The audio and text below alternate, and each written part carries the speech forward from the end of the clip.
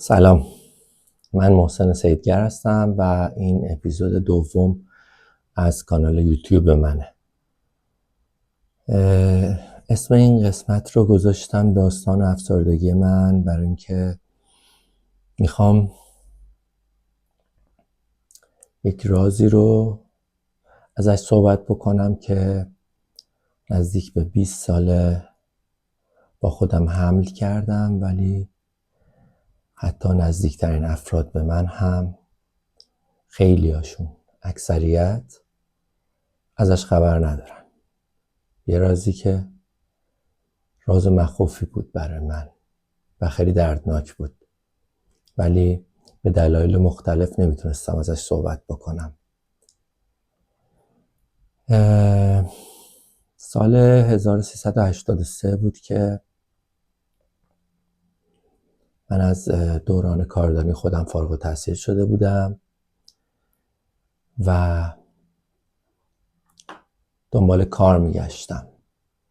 توی خونه بودم و از یه رابطه عاطفی هم تازه خارج شده بودم.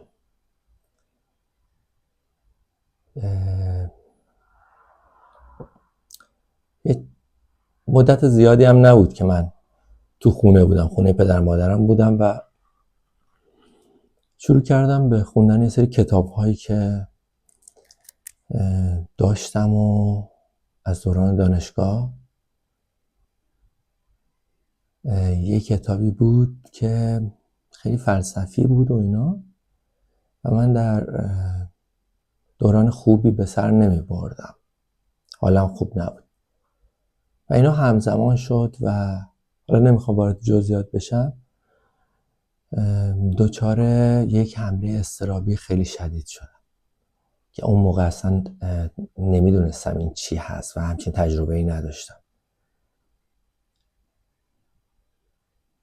خیلی برای من دردناک بود، خیلی حالم بد شد و نمیدونستم اصلا با چی دارم مواجه میشم. ترس از مرگ خیلی شدید سراغ من اومده بود. همه چیز تبدیل به یک چراغی بزرگ شده بود برام و از همه چیز میترسیدم و متاسفانه این درمان نشد و با توجه به اینکه من به چند تا روانشناس هم با اون سن کم خودم مراجعه کردم، ولی متاسفانه این مسئله رو نتونستن برای من حلش بکنن و من مجبور شدم راه حلی رو پیدا بکنم که بتونم باش کنار بیام. این ترس همراه من بود و نمیدونستم چی هست، نمیدونستم که چه کار باید بکنم واقعا و هر روز این ترس همراه من بود تا اینکه حتی به خانواده‌ام هم، یکی از اعضای خانواده‌ام هم گفتم، ولی راه حلی براش نداشت. این تنها باری بود که من با خانواده‌ام در میون گذاشتم و مجبور شدم که به یک شکلی بتونم سعی کنم ازش فرار بکنم، برای اینکه حداقل ذهنم رو درگیر مسائل دیگه‌ای بکنم که حداقل اون ترس به اون اندازه منو از پا در نیاره. و این شروع یک دورانی بود که من یک ماسکی رو به صورت خودم زدم که حداقل بتونم با این دروغی که به خودم میگم فرار بکنم از اون اضطراب خیلی شدید.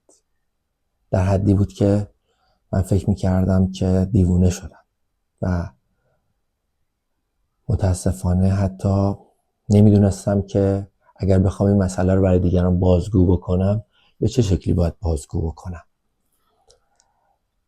و چی بگم. یعنی به یک شکلی اون واقعیت تو میشه و اون ترسی که از دنیای پیرامونت داری، ترسی که از همه چیز داری و همه چیز یه چرای بزرگ پشتش میاد، نمیدونی که اون حقیقت داره یا نه. اون کم کم برای من تبدیل شد به یک حقیقت. اون تاریکی برای من تبدیل شد به یک حقیقت و چرا نتونستم با خیلی‌ها در میونش بذارم؟ چرا ماسک زدم؟ اینا سوالاتیه که بارها از خودم پرسیدم. شاید احساس کم ارزشی بود، شاید احساس تنها بودن بود که احساس میکردم کسی نیستش که از من تو اون شرایط حمایت بکنه یا بتونه به من کمک کافی بکنه و من این بار رو تنهایی به دوش کشیدم. سالها گذشتن و من هیچ فرصت آرامشی به خودم نمیدادم، به خاطر اینکه به محض اینکه خلوت بود و یک فرصتی بود برای اندیشه کردن من و درون خودم رفتن، افکار اضطرابی به من حمله میکردن و منو وحشت زده میکردن.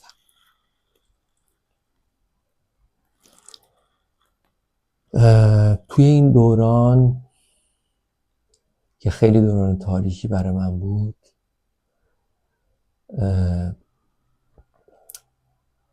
انگار اینطور بود که تو وقتی که به هر چیزی نگاه میکردی در اطراف خودت و به هر مسئله نگاه میکردی، اون مسئله به تاریکترین شکل برای تو خودشو نشون میداد و انگار تو همه چیزت رو داری کم کم از دست میدی.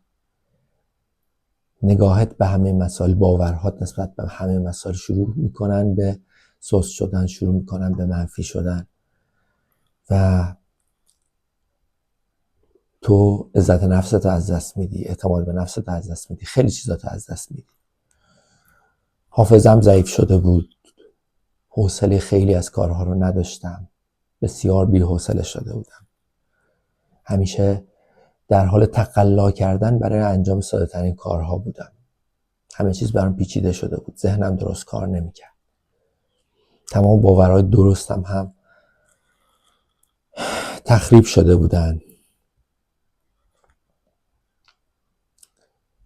خیلی داستانش مفصله، تو این سالها با خودم بارها تکرارش کردم و این مسئله تا همین 1-2 سال اخیر با همون شدت و حدت برای من در جریان بود، ولی کسی ازش خبر نداشت و من مدام در حال فرار کردن از خودم و فرار کردن از آرامش بودم که ذهنم رو درگیر بکنم.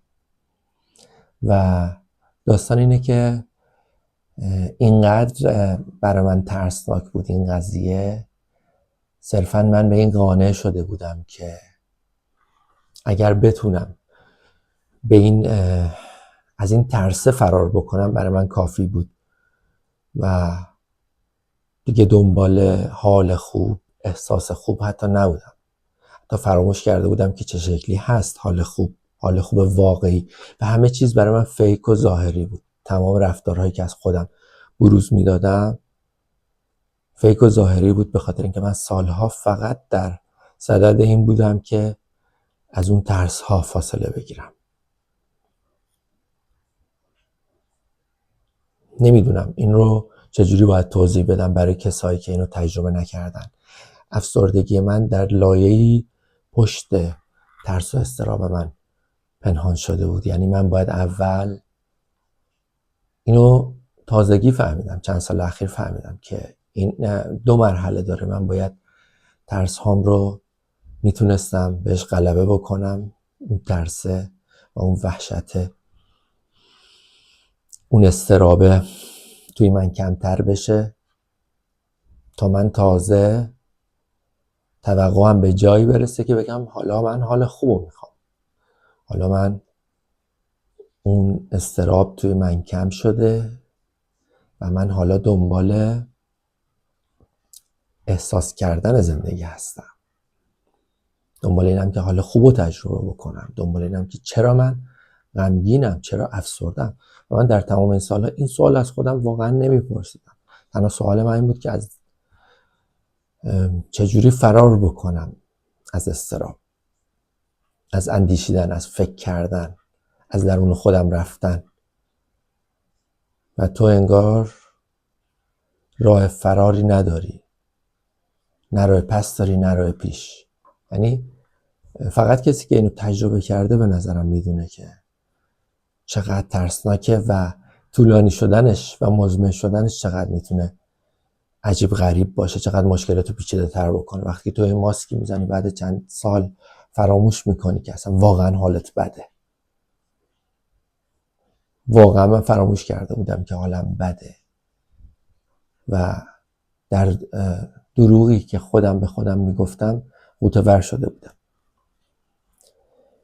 خیلی مفصل این داستان که من چه حسایی داشتم و چی رو تجربه کردم. میخوام به اینجا برسم که این ترس و این اضطراب کم کم باعث شد که ذهن من تاریک و تاریکتر بشه و من در دل اون تاریکی ها تصمیم گرفتم که زنده بمونم، فقط به امید روزی که بتونم یک انرژی، یک نوری تو زندگیم بتابه که من بتونم به این حس ها بتونم غلبه بکنم. شاید روزنه امیدی بتونم پیدا بکنم برای دوباره زندگی کردن. ترس و افسردگی کم کم سایه انداخت روی افکار من، روی باورهای من، کم کم روی احساس من نسبت به خودم که این بخش واقعا آزاردهنده بود و هنوزم نتایجش رو من دارم باهاش میجنگم. باورم رو نسبت به خودم از بین برد، کم کم کاری کرد که من از خودم متنفر بشم، جوری که خودم هم خبر نداشتم. باعث شد به خودم بدبین بشم، باعث شد نسبت به خودم و تمام رفتارهای خودم احساس گناه داشته باشم. دچار خود سرزنشی بسیار عمیقی شدم و تا چند سال پیش کم کم متوجه شدم که من اینها رو درون خودم دارم و من حتی اینا رو هم شناسایی نکرده بودم. اینا آروم اومده بودن و درون من رخنه کرده بودن و من فکر میکنم که این اضطراب و ترس کم کم باعث افسردگی من شد. در ابتدا من اون افسردگی رو به اون شدت نداشتم. کم کم فهمیدم تو چند سال اخیر وقتی که این ترس یه مقدار در من کم شد، به خاطر تلاش‌های بی حد و حصری که من تو این سالها کردم، تو این 17-18 سال کردم برای اینکه یه مقدار بتونم در هر بعدی که میتونم خودم رو تقویت بکنم و ادامه بدم، فقط با امید. کم کم متوجه شدم که من پشت این لایه ترس افسردگی هم دارم و باید این رو بپذیرم و تازه اونجا بود که من از این توهمی که درش درگیر بودم تونستم یک مقدار خودم رو بیرون بکشم. یک جوری من رو بلعیده بود در خودش که من اون رو به عنوان حقیقت فکر میکردم هست. اون توهم و اون دنیای سیاه و تاریکی که منو بلعیده بود تو خودش، به محض اینکه یک مقدار ازش تونستم بیرون بیام، سریعا این رو به عنوان یک بیماری بهش نگاه کردم و پذیرفتم که بیمارم و افسردگی و اضطراب خودم رو شروع کردم جدی گرفتن و شروع کردم نوشتن، شروع کردم تحلیل کردن، شروع کردم کمک گرفتن از روانپزشک، از روانشناس و هر کسی که میتونستم و از اطرافیانی که چند نفر از اطرافیانی که میتونستم ازشون کمک بگیرم. و این اتفاقا با یک پنیک خیلی عجیب و غریب یک دفعه دوباره برگشت. انگار من یه چیزی رو ازش فرار کرده بودم، ازش فاصله داشتم، از خودم دور شده بودم. حدود 4 سال پیش یا 5 سال پیش با یک پنیک شدید و یک اضطراب فوق‌العاده شدید حتی امور روزمره من مختل شد. یعنی به شدت بهم حمله شد از نظر افکار منفی و اضطراب، جوری که من قدرت تنها موندن رو اصلا در یک لحظه هم نداشتم. قدرت غذا خوردن از من گرفته شده بود. اینقدر شدید بود این اضطراب من 5 سال پیش و اون باعث شد که شروع یه سیر جدیدی توی بیماری من اتفاق بیفته و من با مراجعه به روانپزشک بعد از چند ماه بازم درگیر بودم با این مسئله که وارد جزئیات تاریکش نمیشم، که با دارو درمانی شروع شد دوباره یه سری اتفاقات توی من و بعد از اون 1-2 سال بعد 3 سال بعد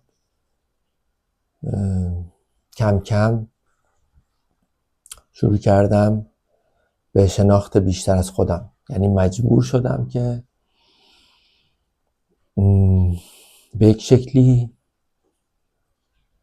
شروع بکنم که خودم رو در واقع بکاوم، روح و روان خودم رو بکاوم،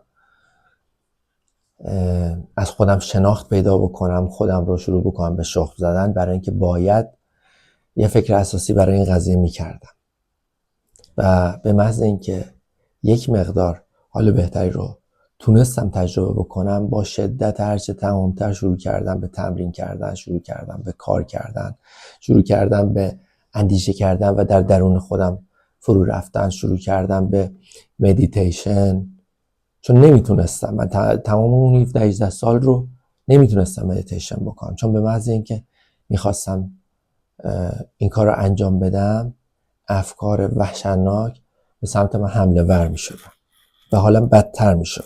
ترجیح میدادم که با هر چیزی که میتونم حواس خودم فقط پرت کنم. فکر کنید اندازه 17-18 سال شما مجبور باشید فقط حواس خودتون رو پرت بکنید.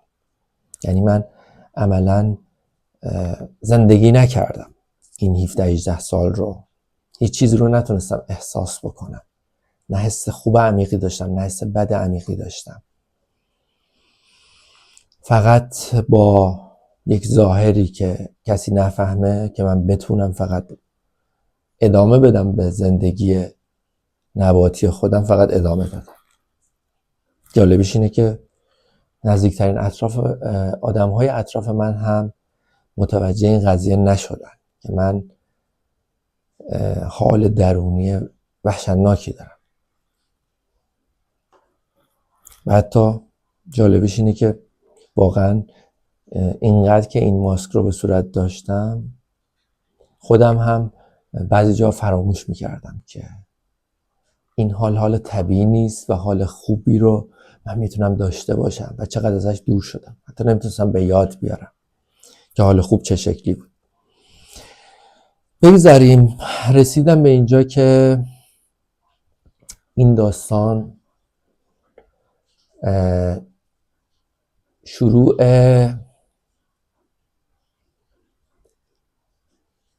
تلاش خیلی جدی من برای شناخت خودم شد و من اگر میخواستم که دوباره زندگی رو تجربه بکنم، دوباره حسهای خوب رو تجربه بکنم، دوباره برگردم به زندگی عادی، بایستی خودم رو میکاویدم، باید از خودم شناخت پیدا میکردم از هر طریقی که ممکن بود. و من شروع کردم به عمیق شدن در مورد خودم، شروع کردم به مطالعه کردن و این شد که خیلی چیزا رو در گیر و دار جنگیدن با افسردگی و اضطراب تونستم پله به پله بهشون آگاهی پیدا بکنم، تا اینکه الان این شجاعت رو پیدا کردم که نه تنها با اطرافیان نزدیک خودم بتونم که با تعداد خیلی زیادی از آدم که حتی نمیشناسمشون این رو شیر بکنم. و کم کم متوجه شدم یکی از چیزهایی که من رو دور میکنه از اون بیماری، از اون تاریکی که تو رو میکشه به داخل خودش، اینه که یاد بگیری دوباره ارتباطت رو با زندگی برقرار بکنی، دوباره پیوندت رو با خودت دوباره بتونی شکل بدی، پیوندت رو بعد از خودت با آدم‌های دیگه بتونی به وجود بیاری، پیوند عمیقی که سالها ازش خبری نبود و تو تنها بودی و تنهایی رو به معنی واقعیش من تجربه کردم، جهنمی رو که توی همین دنیا تجربه کردم. و کم کم متوجه شدم با قرار گرفتن کنار آدم ها، با بیرون ریختن اون چیزی که واقعا هستی، با پذیرفتن خودت با همه این دردها، با قضاوت نکردن خودت، چون من خودم رو قضاوت میکردم و میترسیدم از این که همچین مسائلی رو بیان بکنم برای دیگران. خودم رو قضاوت میکردم و به خودم میگفتم که خب چطور انتظار داری دیگران قضاوتت نکنن. و الان این شجاعت رو پیدا کردم که